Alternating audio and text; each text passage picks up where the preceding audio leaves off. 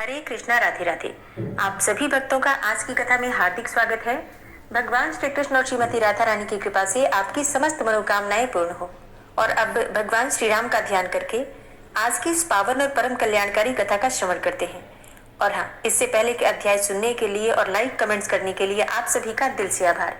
श्री सूत जी कहते हैं कि अगस्त तीर्थ में स्नान करने के पश्चात सब पापों से मुक्त होने के लिए परम पवित्र राम कुंड को जाएं।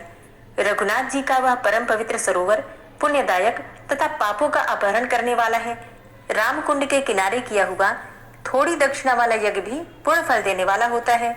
इसी प्रकार स्वाध्याय और जप भी अगर थोड़ा भी हो तो वहां पर पूर्ण फल प्राप्त होता है। राम कुंड के किनारे मुट्ठी भर भी अन्न यदि वेदज्ञ ब्राह्मण को दिया जाए, वेद पाठी या वेद जानने वाले ब्राह्मण को दिया जाए तो वो अनंत गुना फल देने वाला होता है।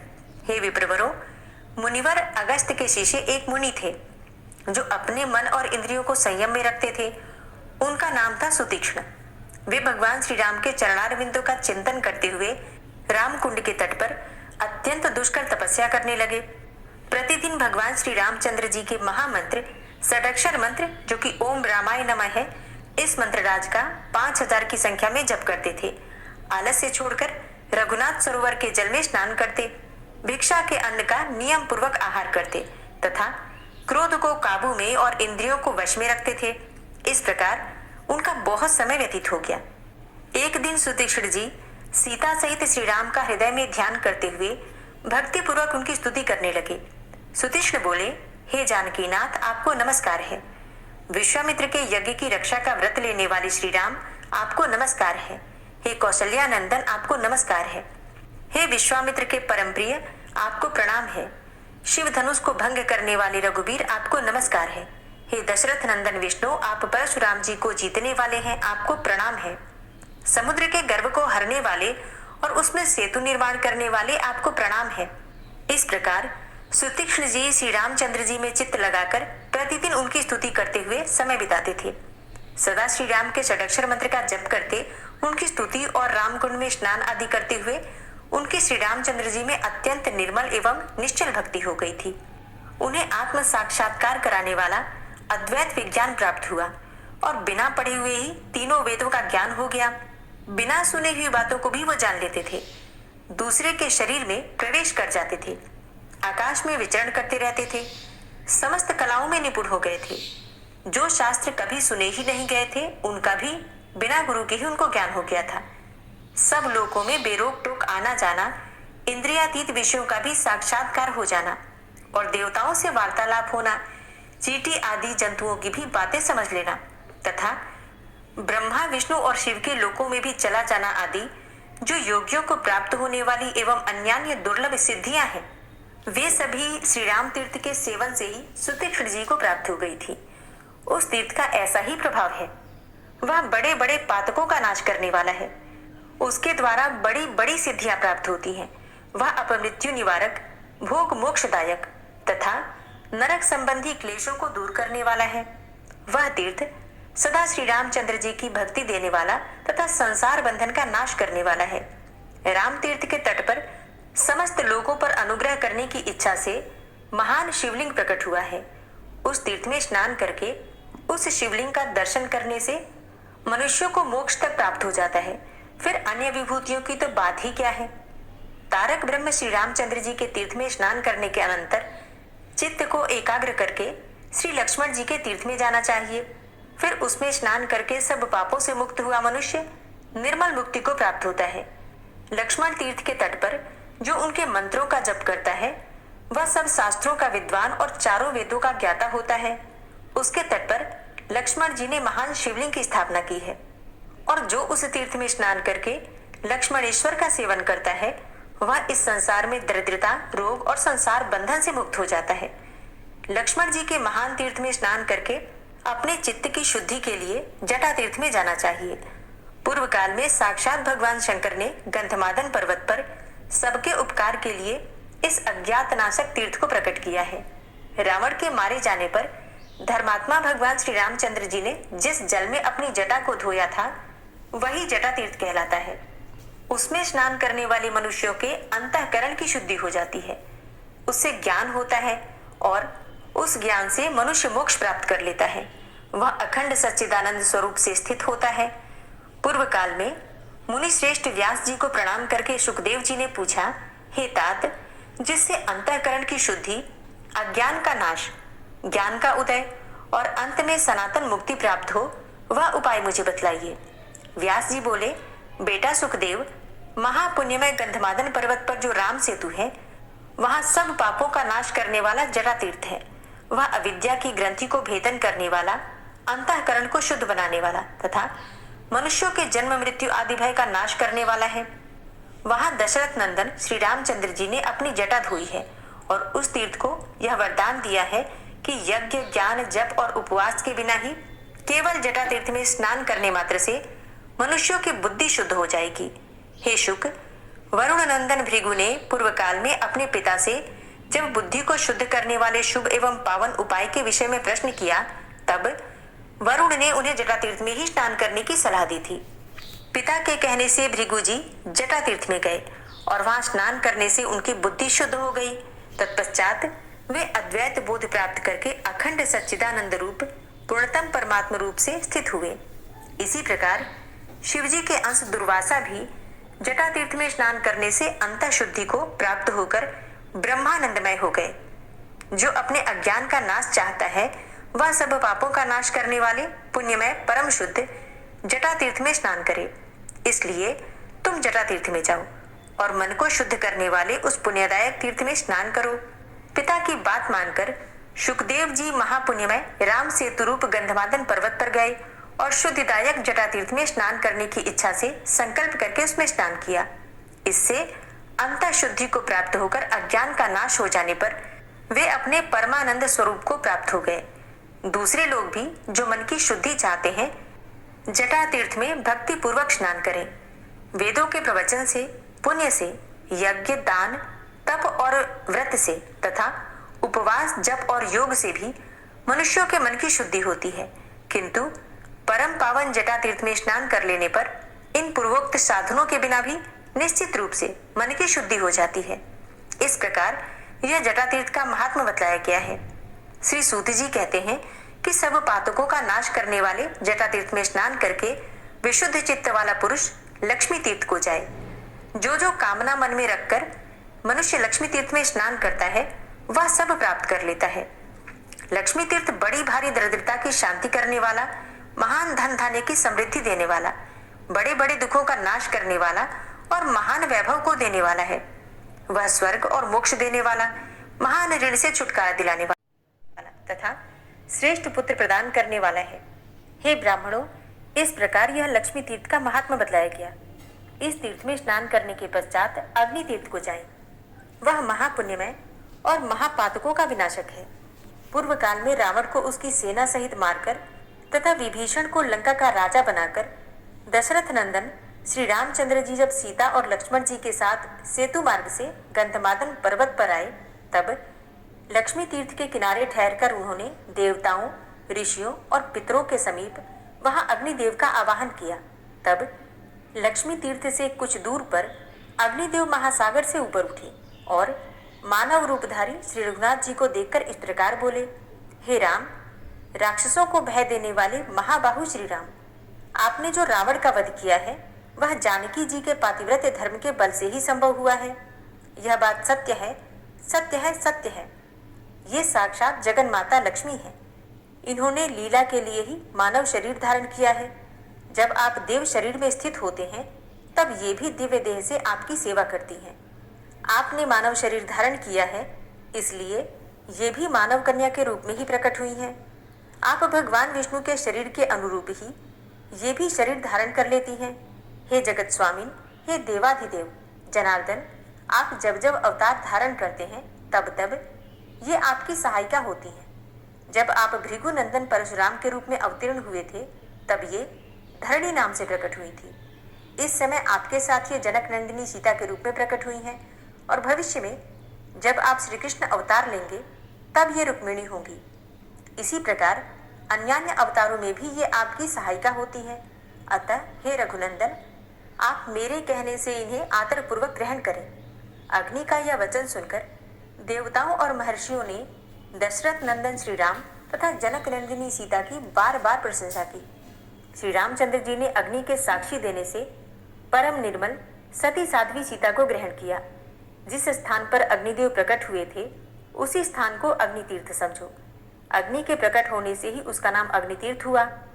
उस मोक्षदायक तीर्थ में भक्ति पूर्वक स्नान करके मनुष्य उपवास पूर्वक वेद वेदता ब्राह्मणों को भोजन करावे, उन्हें वस्त्र और धन दे। ऐसा करने से वह सब पापों से मुक्त होकर भगवान विष्णु का सायुज्य प्राप्त कर लेते हैं। पूर्व काल की बात है, पाटलिपुत्र में पशुमान नामक एक वैश्य रहते थे। वे सदा धर्म में तत्पर रहते थे और ब्राह्मणों की सेवा में संलग्न रहा करते थे। सदा कृषि और गोरक्षा करते हुए पशुमान बाजार की गलियों में धर्मतः सुवर्ण आदि का विक्रय किया करते थे। उनके 3 स्त्रियां थीं जो सदा पति की सेवा में ही लगी रहती थीं। उन तीनों स्त्रियों से सुपन्य आदि 8 पुत्र उत्पन्न हुए। वे जब 5 वर्ष के हो गए तब उन्हें कर्तव्य की शिक्षा दी जाने लगी। वे धीरे धीरे खेती, गोरक्षा और व्यापार का काम भली भांति सीख गए। सुपन्य आदि 7 पुत्र पिता की बात सुनते और पशुमान जो कहते उस कार्य को तत्काल पूरा करते थे। उन्होंने सोने के कारोबार में भी अत्यंत कुशलता प्राप्त कर ली, किंतु वैश्य का 8वां पुत्र दुष्पन्य बचपन से ही खोटे मार्ग पर चलने लगा। वह पिता की बात नहीं सुनता था। दुष्पन्य बाल्यकाल से ही बालकों को सताया करता था। पशुमान ने उसे दुष्कर्म पारायण देखकर भी ये नादान है ऐसा कहकर उसकी उपेक्षा कर दी। तदनंतर वैश्य के 8वें पुत्र युवावस्था को प्राप्त हुए। 8वां पुत्र दुष्पन्य नगर के बालकों को दोनों हाथों में पकड़ लेता और कुआं, नदी या तालाब में फेंक देता था। उसके इस दुष्चरित्र को कोई नहीं जानता था। जल में उनका शव देखकर लोग उनका संस्कार करते थे। तब पूर्ववासियों ने आकर राजा से यह वृतांत निवेदन किया। उनका वचन सुनकर राजा ने ग्राम रक्षकों को बुलाया और ये आज्ञा दी कि बालकों की मृत्यु का क्या कारण है इसका पता लगाओ। ग्राम रक्षक बालकों के मारे जाने के रहस्य का पता लगाने लगे, किंतु बहुत खोज करने पर भी उन्हें उस बाल घातक का पता नहीं लगा।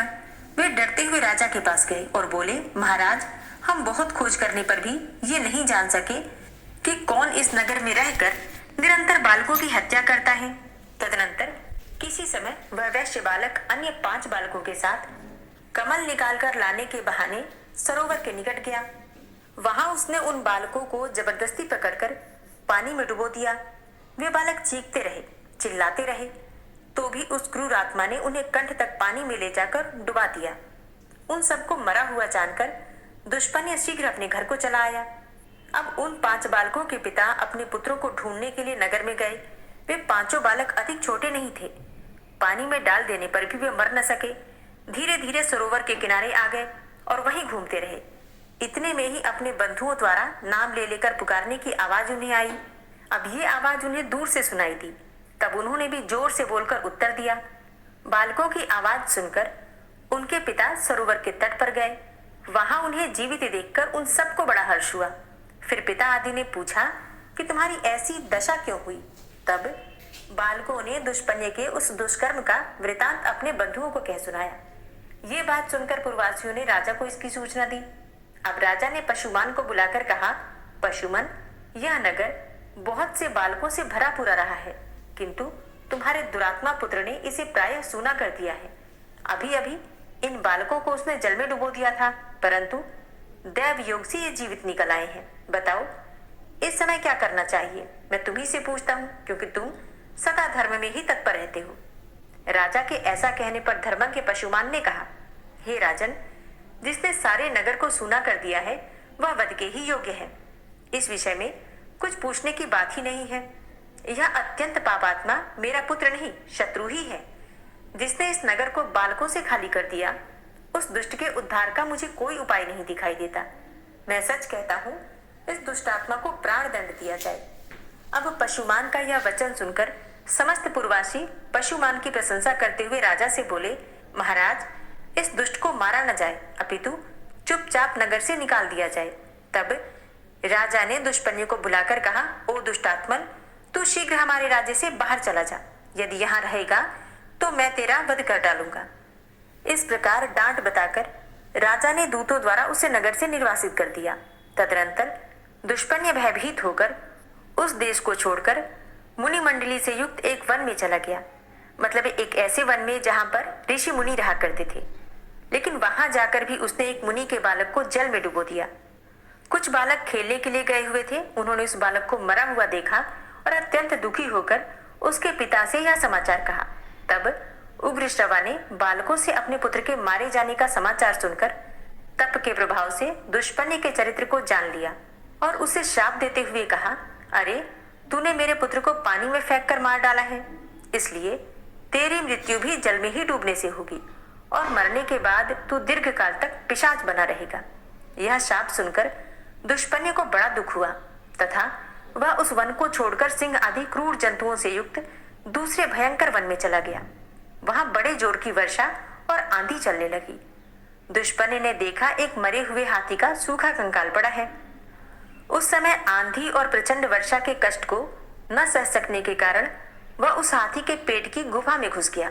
फिर बड़ी भारी वर्षा हुई, जल का महान प्रवाह हाथी के पेट में भी भर गया। हाथी का शव उस महाप्रवाह में बहते बहते समुद्र में चला गया। दुष्पन्य उस जल में डूबकर क्षण भर में ही प्राणहीन हो गया और जैसा कि मुनि ने उसे श्राप दिया था उसी के अनुसार मृत्यु के बाद उसे पिशाच की योनि मिली। अब भूख और प्यास से पीड़ित होकर वह भयानक रूपधारी पिशाच अनेकों प्रकार के दुख सहता हुआ उस गहन वन में ही रहने लगा। एक वन से दूसरे वन में दौड़ता और कष्ट भोगता हुआ वह क्रमशः दंडकारण्य में आया। वहां उसने उच्च स्वर से पुकार लगाई, हे तपस्वी महात्माओं, आप लोग बड़े कृपालु हैं और सब प्राणियों के हित में ही तत्पर रहने वाले हैं। मैं दुख से अत्यंत पीड़ित हूँ, अतः मुझे अपनी दया दृष्टि से अनुग्रहित करें। पूर्व काल में मैं पाटलिपुत्र नगर में पशुमान का पुत्र दुष्पन्य नामक वैश्य था। उस समय मैंने बहुत से बालकों की हत्या की। अब मैं पिशाच योनि को प्राप्त हुआ हूँ। भूख प्यास सहन करने की शक्ति अब मुझ में नहीं रह गई है, अतः आप लोग कृपा करके मेरी रक्षा करें। हे तपोधनो, जिस प्रकार मैं पिशाच योनि से छूट जाऊं वैसा प्रयत्न कीजिए। पिशाच का यह वचन सुनकर तपस्वी मुनियों ने महर्षि अगस्त्य से कहा, हे भगवान, इस पिशाच के उद्धार का कोई उपाय बतलावे। तब अगस्त्य जी ने अपने प्रिय शिष्य सुतीक्ष्ण को बुलाकर कहा, हे वत्स सुतीक्ष्ण, तुम शीघ्र गंधमादन पर्वत पर चले जाओ और वहां सब पापों का नाश करने वाला महान अग्नि तीर्थ है। हे महामते, इस पिशाच के उद्धार के उद्देश्य से तुम उस तीर्थ में स्नान करो। अगस्त्य जी के ऐसा कहने पर सुतीक्ष्ण जी गंधमादन पर्वत पर गए और अग्नि तीर्थ में जाकर पिशाच के लिए स्नान का संकल्प करके वहां उन्होंने 3 दिन तक नियम पूर्वक स्नान किया। फिर रामनाथ आदि तीर्थों का सेवन और स्नान करके श्रेष्ठ ब्राह्मण सुतीक्ष्ण जी अपने आश्रम पर लौट आए। उस तीर्थ में स्नान करने के प्रभाव से वह पिशाच शीघ्र ही दिव्य देह को प्राप्त हुआ और सुतीक्ष्ण, अगस्त्य तथा अन्य तपोधनों को बार बार प्रणाम करके उनकी आज्ञा लेकर प्रसन्नतापूर्वक स्वर्गलोक को चला गया। जय श्री राम। आज की कथा का यहीं पर समापन करते हैं। इसके आगे का वृतांत आप कल की कथा में सुनेंगे। और अब आप सुनेंगे, जो लोग ठाकुर जी की सेवा करते हैं अपने अनुभव कमेंट बॉक्स में लिख सकते हैं। राधे राधे।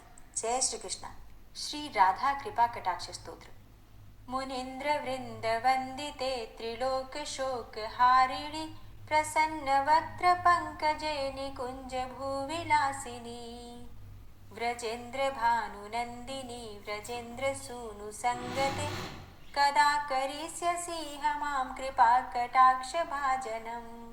अशोक वृक्ष वल्लरी वितान मंडप स्थिते प्रवाल बाल पल्लव प्रभारुणान्द्रि कोमले वराभय स्फुरत्करे प्रभूत संपदालये कदा करिष्यसि मां कृपा कटाक्ष भाजनम्। अनंगरंग मंगलम प्रसंग भंगुरं भ्रुवां सविभ्रमं ससंभ्रमं दृगन्त बाणपातने निरन्तरं वशीकृत प्रतीत नन्दनन्दने कदा करिष्यसि मां कृपा कटाक्ष भाजनम्। तडित् सुवर्ण चंपक प्रदीप्त गौर विग्रहे मुख प्रभा परास्त कोटि सारदेन्दु मंडले विचित्र चित्र संचर चकोर शावलोचने कदा करिष्यसि मां कृपा कटाक्ष भाजनम्। मदोन्मदादि यौवने प्रमोदमानमण्डिते प्रियानुरागरञ्जिते कलाविलासपण्डिते अनन्यधन्यकुञ्जराज्यकामकेलिकोविदे कदा करिष्यसि मां कृपाकटाक्षभाजनम् अशेषहावभावधीरहीरहारभूषिते प्रभूतशातकुम्भकुम्भकुम्भिकुम्भसुस्तनि प्रशस्तमन्दहास्यचूर्णपूर्णसौख्यसागरे कदा करिष्यसि मां कृपाकटाक्षभाजनम् मृणालवालवल्लरी तरङ्गरङ्गदौर्लते लताग्रलास्यलोलनीललोचनावलोकने ललल्लुलन्मिलन्मनोज्ञमुग्धमोहिनाश्रिते कदा करिष्यसि मां कृपाकटाक्षभाजनम् सुवर्णमल्लिकाञ्चितत्रिरेखकम्बुकण्ठगे त्रिसूत्रमङ्गलीगुणत्रिरत्नदीप्तिदीधिते सलोलनीलकुन्तलप्रसूनगुच्छगुम्फिते कदा करिष्यसि मां कृपाकटाक्षभाजनम् नितम्बबिम्बलम्बमानपुष्पमेखलागुणे प्रशस्तरत्नकिङ्किणीकलापमध्यमञ्जुले करीन्द्रशुण्डदण्डिकावरोहशोभगोरुके कदा करिष्यसि मां कृपाकटाक्षभाजनम् अनेकमन्त्रनादमञ्जुनूपुरारवस्खलत् समाजराजहंसवंश निक्वणाति गौरवे विलोलहेमवल्लरी विडम्बचारुचङ्क्रमे कदा करिष्यसि मां कृपाकटाक्षभाजनम्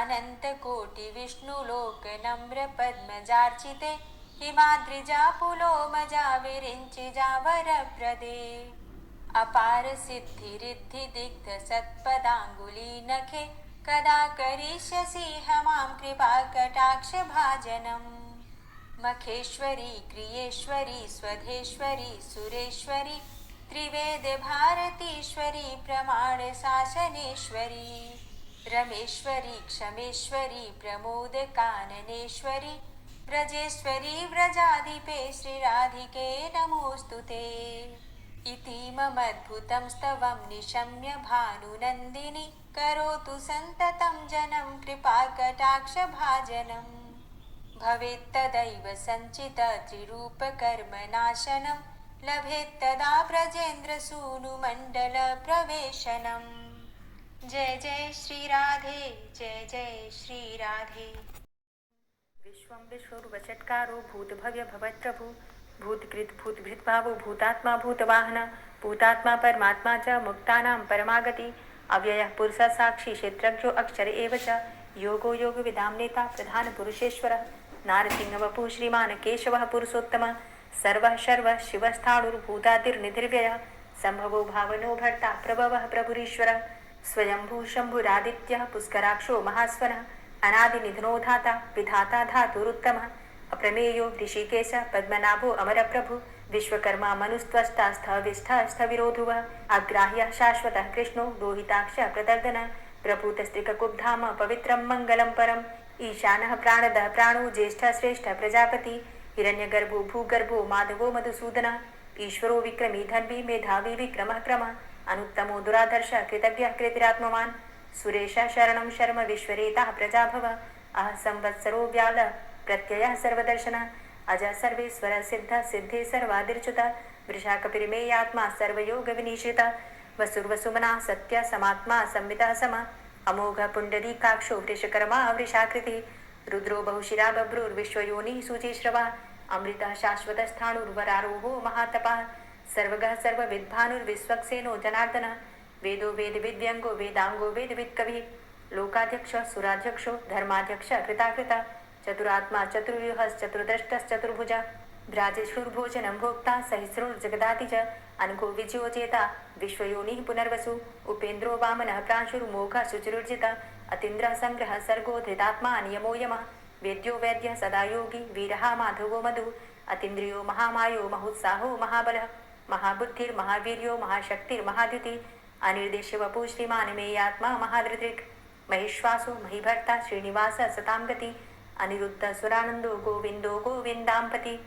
मरीचिर्दमनो हंस सुपर्णो भुजगोत्तम हिरण्यनाभ सुतपा पद्मनाभ प्रजापति अमृत्यु सर्वदिक्सिंह संधाता संधिमान स्थिर अजो दूर्मर्षण शास्ता विश्रुतात्मा सुरारिहा गुरुर्गुर्तमूधाम सत्य सत्य पराक्रम निमिषो अनिमिषो श्रग्वी वाचस्पति रुदारथि अग्रणिर्ग्रामणी श्रीमान न्यायो नेता समीरण सहस्रमूर्धा विश्वात्मा सहस्राक्ष सहस्रपात आवर्तनो निवृत्तात्मा संवृता संप्रवर्धन असंवर्तको वह निर्निलोधरणीधर सुप्रसाद प्रसन्नात्मा विश्वदृक् विशुभुग् विभु सत्कर्ता सत्कृतः साधु जहनुर्नारायणो नरः असंख्येयो अप्रमेयात्मा विशिष्ट शिष्ट कृच्छुवि सिद्धार्थ सिद्ध संकल्प सिद्धिद सिद्धि साधनः वृषाहि वृषभो विष्णुर्विष्पर्वा वृषोदरः वर्धनो वर्धमानश्च विविक्तः श्रुतिसागरः सुभुजो दूर्धरो वाग्मी महेन्द्रो वसुदो वसु नैकरूपो बृहद्रूप शिपिविष्ट प्रकाशनः ओजस्तेजो द्युतिधर प्रकाशात्मा प्रतापनः रिद्धस्तष्टाक्षरो मन्त्रश्चन्द्रांशुर्भास्करदुतिः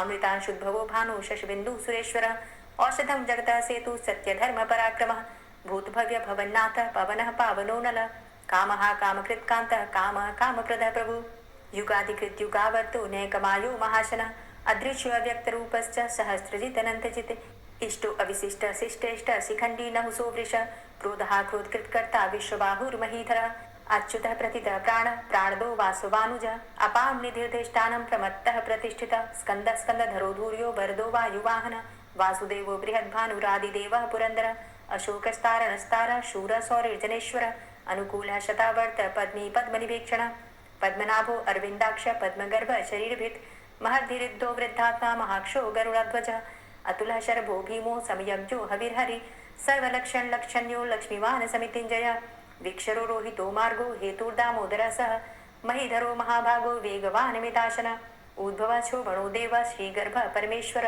करणं कारणं कर्ता विकर्ता गहनो गुह व्यवसायो व्यवस्थान संस्थान स्थानदो ध्रुव परर्थी परमस्पस्तुष्ट पुष्ट सुभेक्षण रामो विरामो विरजो मार्गो नेयो नयोनयः वीर शक्तिमतां श्रेष्ठो धर्मो धर्मविदुत्तमः वैकुण्ठ पुरुष प्राण प्राणदः प्रणवः पृथु हिरण्यगर्भ शत्रुघ्नो व्याप्तो वायुरुधोक्षजः ऋतु सुदर्शनः कालः परमेष्ठी परिग्रह उग्र संवत्सरो दक्षो विश्रामो विश्वदक्षिणः विस्तारः स्थावरस्थाणु प्रमाणं बीजमव्ययम् अर्थो अनर्थो महाकोशो महाभोगो महाधनः अनिर्विण्णः स्थविष्टोभू धर्मयुपो महामख नक्षत्रनेमिर नक्षत्री क्षमा क्षामः समीहन यज्ञ इज्यो महेज्यश्च क्रतु सत्रं सतां गतिः सर्वदर्शी विमुक्तात्मा सर्वज्ञो ज्ञानमुत्तमं सुव्रतः सुमुखः सुष्मा सुघोषः सुखदः सुहृतः मनोहरो जित्क्रोधो वीरबाहुर्विदारणः स्वापनः स्ववसो व्यापी नैकात्मा नैककर्मकृत् वत्सरो वत्सलो वत्सी रत्नगर्भो धनेश्वरः धर्मगुप्त धर्मकृद्धर्मी सदसक्षरमक्षरम् अभिज्ञाता सहस्रांशुर्विधाता कृतलक्षणः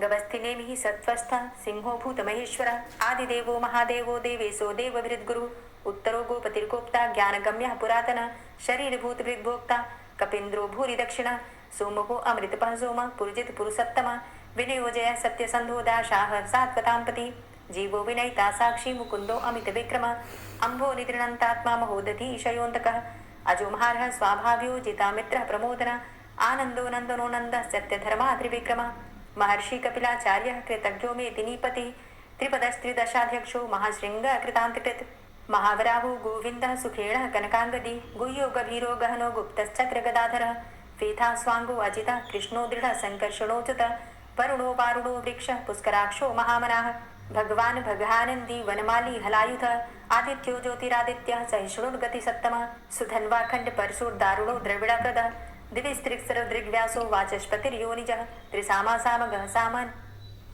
धन्वाखण्ड परशुर्दारुणो द्रविडप्रदः दिविस्त्रिक्सरदृग्व्यासो वाचस्पतिर्योनिजः त्रिसामासामगः साम निर्वाणं भेषजं भिषक् संन्यासकृच्छमः शान्तो निष्ठा शान्तिः परायणम् शुभांग शांतिदा स्रष्टा कुमुदः कुबलेशय गोहितो गोपतिर्गोप्ता वृषभाक्षो वृषप्रिया अनिवर्ति निवृतात्मा संचेता चेमकृच्छिव श्रीवत्सवक्षा श्रीवास श्रीपति श्रीमतांबर श्रीद श्रीश श्रीनिवास श्रीनिधि श्रीविभावन श्रीधर श्रीकर श्रेय श्रीमान लोकत्रयाश्रय स्वक्ष स्वंग शतानंदो नंदिर्ज्योतिर्गणेश्वर विजितात्मा विधेयात्मा सत्कीर्तिश्छिन्न संशय उदीर्ण सर्वतक्षसुर निशा शाश्वत स्थिर भूषयो भूषणो भूतिर्विशोकः शोकनाशन अर्चिष्मान अर्चिता कुंभो विशुद्धात्मा विशोधन अनिरुद्धो अप्रतिरथ प्रद्युम्नो अमित विक्रम कालिनेमि निहावीर शौरी सूर्जनेश्वर त्रिलोकात्मा त्रिलोकेशः केशवः केशिहारी कामदेवः कामपालः कामीकान्तः कृतागमः अनिर्देशव पूर्विष्णुर्वीरो अनन्तो धनञ्जयः ब्रह्मण्यो ब्रह्मकृद् ब्रह्म ब्रह्म ब्रह्म विवर्धन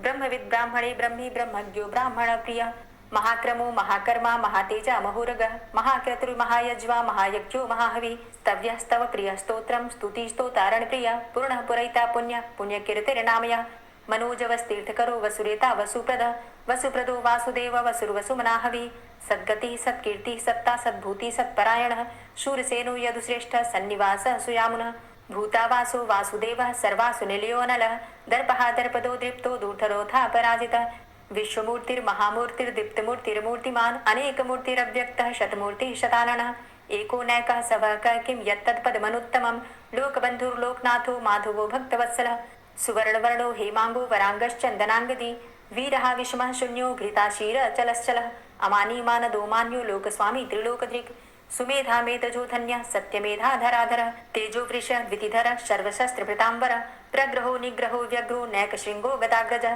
चतुर्मूर्तिश्चतुर्बाहुश्चतुर्व्यूहश्चतुर्गति चतुरात्मा चतुर्भावश्चतुर्वेद विदेकपात समावर्तो अनवृतात्मा दुर्जयो दुरतिक्रम दुर्लभो दुर्गमो दुर्गो दुरावासो दुरारिहा शुभांगो लोक सारंग सुतंतुस्तंतुवर्धन इंद्रकर्मा महाकर्मा कृतकर्मा कृतागम उद्भव सुंदर सुंदो रत्ननाभ सुलोचन अर्को वाजसन श्रृंगी जयंत सर्वविजयी सुवर्ण बिंदु रक्षोभ्य सर्वभागीश्वरेश्वर महाहृदो महागर्तो महाभूतो महानिधि कुमुदः कुन्दरः कुन्दः पर्जन्यः पावनो नीलः अमृताशो अमृतवपुः सर्वज्ञः सर्वतोमुखः सुलभः सुव्रतः सिद्धः शत्रुजित् शत्रुतापनः न्यग्रोधो दुम्बरो अस्वस्थश्चाणुरान्ध्रनिषूदनः सहस्रार्चिः सप्तजिह्वः सप्तैधा सप्तवाहनः अमूर्तिरणघो अचिन्त्यो भयकृद् भयनाशनः अणुर्बृहत्कृशः स्थूलो गुणभृन्निर्गुणो महान् अधृतः स्वधृतः स्वास्य प्राग्वंशो वंशवर्धनः भारभृति कथितो योगी योगी स सर्वकामद आश्रम श्रमण छाम सुपर्णो वायुवाहन धनुर्धरो धनुर्वेदो दण्डोदमयितादम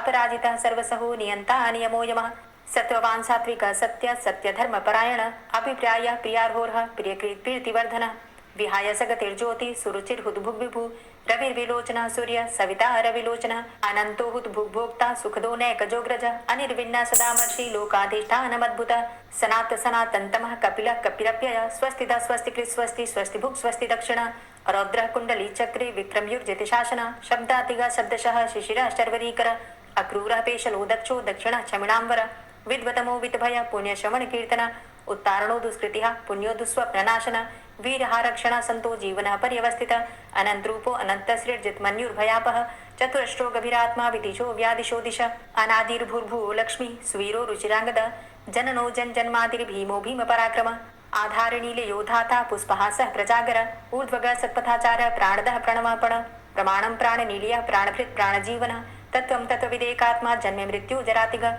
भूर्भुवः स्वस्तरुस्तारः सविता प्रपितामह यज्ञो यज्ञपतिर्यज्वा यज्ञाङ्गो यज्ञवाहन यज्ञभृद्यज्ञकृद्यज्ञ यज्ञभुग्यज्ञसाधन यज्ञान्तिकृद्यज्ञ गुह्यमन्यमन्नादेव च आत्मयोनिः स्वयं जातो वैखानः सामगायन देवकी नन्दन स्रष्टा क्षितिसः पापनाशन शङ्खभृन्नन्दकी चक्री शारङ्गधन्वा गदाधरः रथाङ्गपाणिरक्षोभ्य सर्वप्रहरणायुध ओम नमः इति।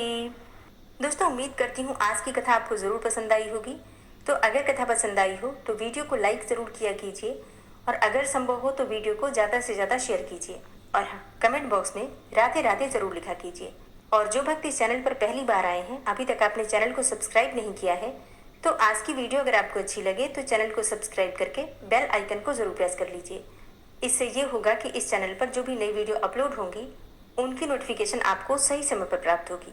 मिलती हूँ मैं आपसे अगली वीडियो में, तब तक के लिए जय श्री राधे।